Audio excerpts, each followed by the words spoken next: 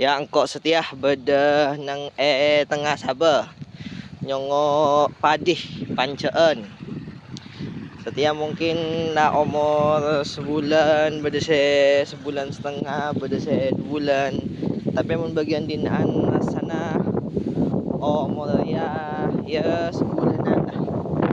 Ya areh kondisinya pancak ngak setia nang tisah Berekung.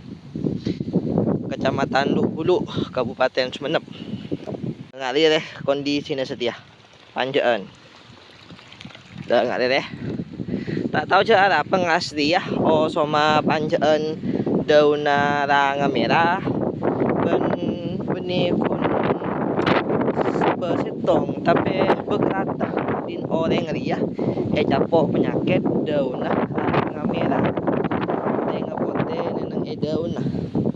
Dah ngali deh contohnya. Ada kan ranga merah. Ada dinding orang banyak ngari kondisi nah.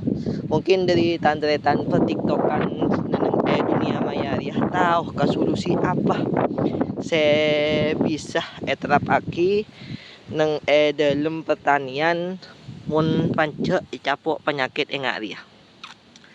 Pina obat apa dia?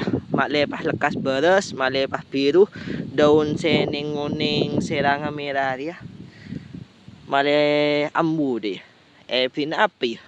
Coba komen nang kolom komentar. Komen deretan. Mak le bisa berbagi pengetahuan tentang dunia pertanian ya.